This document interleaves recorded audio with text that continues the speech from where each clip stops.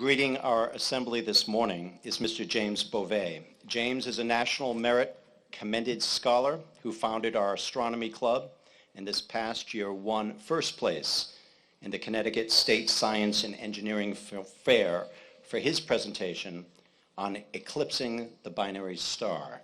A member of the debate team, he helped our team qualify for the state tournament and was named the Connecticut Debate Association's novice speaker. Hailing from Trumbull, Connecticut, our salutatorian for the class of 2018, Mr. James J. Beauvais.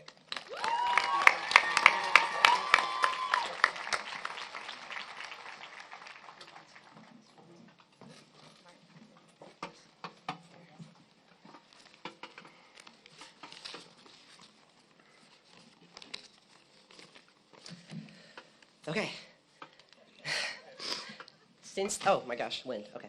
Since this is a salutatory address, I'd like to begin by giving a warm welcome, no pun intended, to Dr. Cheeseman, Dr. Fitzgerald, Dr. Keene, Ms. DeBono, Mr. Butler, Mr. Dempsey, Father Mike, Ms. Anderson, Ms. Piatek, Mr. Wilson, First Selectman Tesoro, and then to all family, faculty, staff, guests, friends, and interdimensional alien heptapods.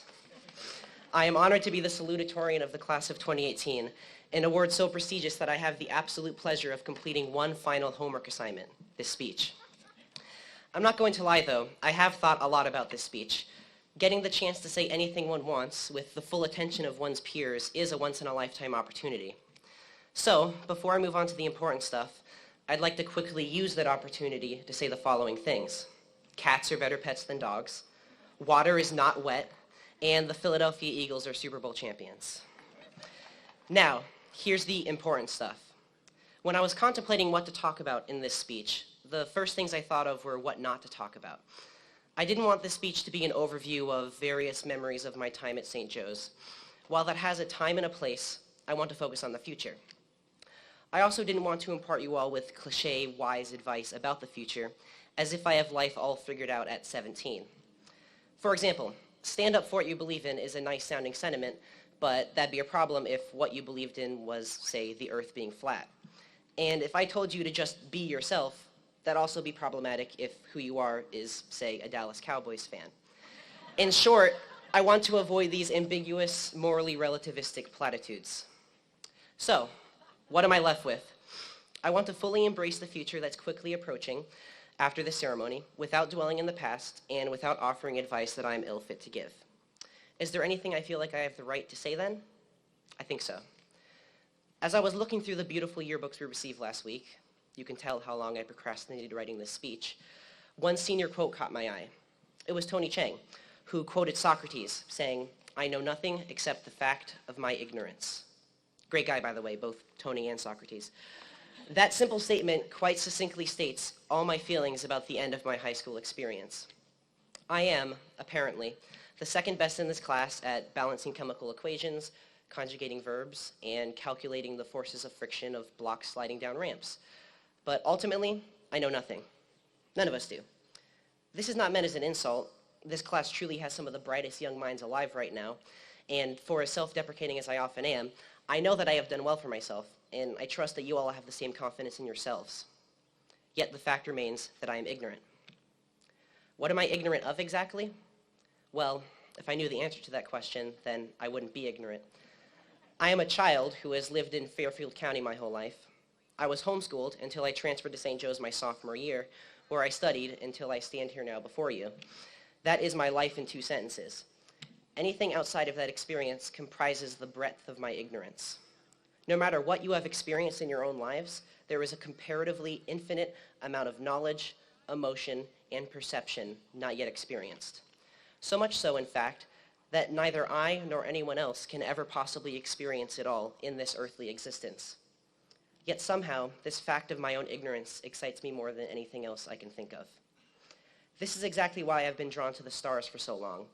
Astronomy is a tangible way of knowing the intangible. When we observe a faraway galaxy, for example, we are simultaneously observing the fact that there are billions upon billions of unexplored worlds beyond our comprehension. Additionally, due to the time it takes light to travel, We never see faraway celestial bodies as they really are, but only as they were millions or even billions of years ago. I understand that it may seem bleak or depressing that we can never possibly know everything, but I posit that life would not be worth living if one could know everything. Education can seem like a nightmare. For most of you, you've been torn away from the nurturing hands of your family at a young age and thrust into walled compounds where you then learn in uniform classrooms under strict schedules just so you can listen to me tell you how you know nothing at the end of it all. That's pretty Kafkaesque. As I hope I've made clear, however, an awareness of one's ignorance is the best possible product of a good education. When we exit this ceremony as high school graduates, I hope you all think of the future in terms of what you don't know. In my ignorant, unexperienced position, that seems like the best way to lead a thoughtful lifestyle in college and beyond. This speech has a fundamental paradox. I told you in the beginning that I couldn't give you wise advice, and the advice that I did give you is based on the very fact that I can't give you said advice. It is a recognition of my inability to say anything grander while still being honest with myself, and I think that's okay. As we venture out, we should be thankful for what we know now and forever aware of the unknown that awaits us. I don't know what my college experience is going to be like, and that's precisely why I am ecstatic to take that next step in my life. Now, for all this talk about what I don't know, I'd like to end this speech by mentioning a few things I do know. I know I will never take free time for granted again after cramming for APs this year. I know that my astronomy club comrades have been the coolest group of people to hang out with on clear Monday nights. I know I'll miss debate tournaments, talking football with the security guards, and my period F lunches with Crocco and Emma. I know I should have joined drama club earlier, as this year's production of Thoroughly Modern Millie is one of my favorite things I've done here. Most importantly, I know my time here at St. Joe's, even for only being here 3 years, has been memorable and joyful. It hasn't been perfect. We can't all be Alex Fury. But I have met people who have truly changed my life for the better, and that's one of the best things I can ask for. It's been my honor to address you all today. I hope you all take the time to realize just how much we don't know. This fundamental fact of my ignorance is the primary motivation behind my excitement for the future.